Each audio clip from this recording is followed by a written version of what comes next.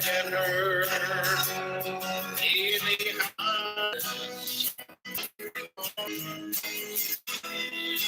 God I love, here's my heart.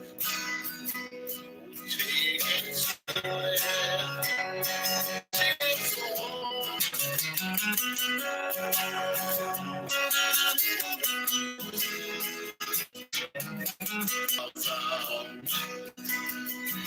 Every blessing is on it.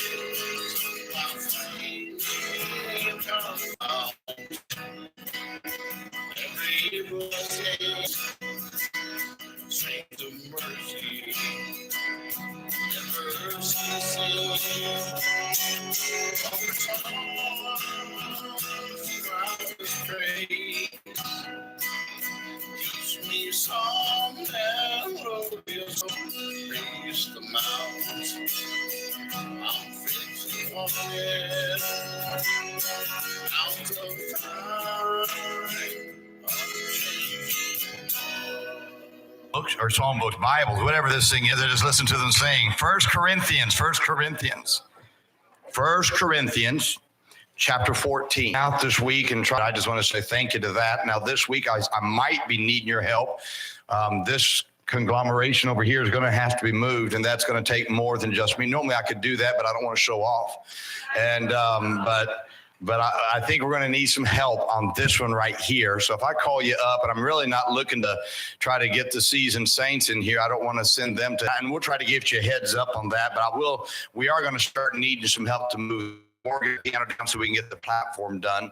And so just be ready for a phone call if you can. 1 Corinthians chapter Revelation hath an interpretation edifying. Now drop down to verse 33. For God is not the author of what? But of peace, as in all churches and other saints. I drop down to verse 40. Now go to chapter 16 if you would. 1 Corinthians, man, what in the world? Miss Deborah, I think I've been taking the same stuff, but whatever it is, our eyes are glassed over, and she goes, I'm really not on drugs. And so, but anyway, it's the allergy. Help me tonight, people. Lord, I told Brother Sam book by Nick, a book that stood out to me. He made a statement. I promise you, we give ourselves the best opportunity to win.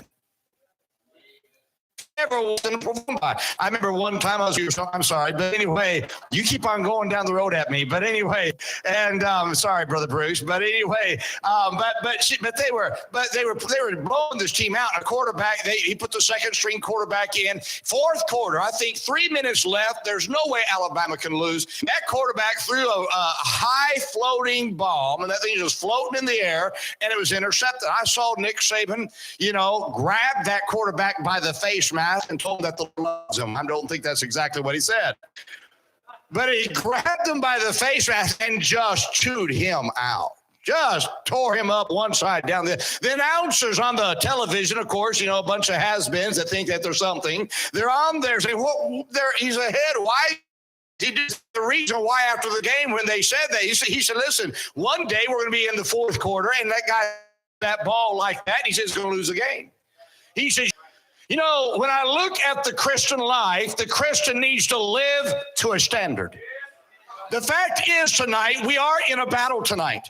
Whether we are in our battles not with each other, our battle is with Satan. Yes, Satan uses people for us that carry his message, but we're in a battle against Satan, and it's important if we're going to win this battle that we live to the Lord's standard. Now, listen, we may not reach this whole city, but I can tell you this: if Maranatha reach the standard by which He expects us to live by, you look at the church of Corinth. The church of Corinth was a backslidden church with personality. Here they are, the flesh to get by. Spirits in the Christian world a little nervous. Make sure that his work is done just right. Why? Because I'm saying live to a standard. That's what God. Look at verse 26. He says, how is it then, brethren? When ye come to hath an interpretation, he says, let all things be done to what? unto edifying. Now, what's God's first standard? His first standard is this. He says everything that we do ought to be to edify others. You know what that means? Take you out. You know what that means? It's not about me, it's about them. Come on now, help me out just a little bit. How much? Here's a church. They're here and there. They go, half the psalm, half the doctrine, half the song, half the revelation. What was going on? Everyone wanted to do their own body, the ability. I use my preaching for any other thing, using it for the wrong reason. We do in this church ought to be to edify. Listen, we always ought to, we need to ask ourselves this question. Everything that we do, how can my action, what can I do to help somebody else to grow? Qualifying me, I don't know. But were you each you're building them, you're growing them. Listen to me. One of the reasons why I try to get as many people as I can involved in this church, why? Because I want to grow them. Listen, I don't start bus routes just to start a bus route. I start a bus route so I can grow some people who need a place to be able to invest their lives in. That's why I start a bus route. Continue to grow.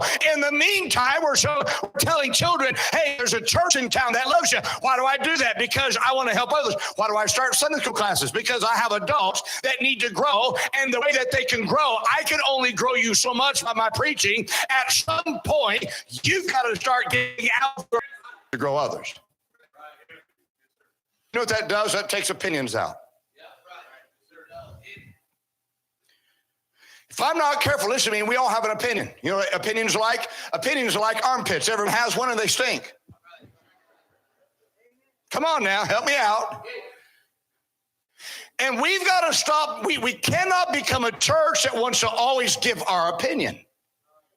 Because there are people that need to grow in the Lord. And I've got to live to that standard. Every time we do something, we need to ask ourselves, will this help somebody else grow? Come on now. Because that's my job. My job is to make sure that everything that I do is helping them grow in the Lord. Because if it's not, I'm not living to God's standard. That's why sometimes I'll get a hold of people and I'll say, what's going on? Why? Because I feel like I want to make sure I feel like I'm getting a little bit of a disconnect. I don't want that. I want everybody to continue to grow because I want everybody to be further down the road, closer to the Lord next year than where we are this year. So what is God's standard? First, let all things be done to what? To edifying. Number two, his second standard is let all things be done decently. Go to chapter 14 and verse 40. He says, let all things be done, what's the next word? Decently and in what? Order. Now follow me. What does that word decently mean? That word decently means done to a standard. Now what is God's standard? Listen to me very carefully. God's standard is excellence. Okay. We're to live to a standard. What's our standard? Everything we do, let's build somebody. What's our standard? We don't do things second rate. We do things first class. Listen, this mentality, well, if we have to convince ourselves that it's good enough, then it's not good enough.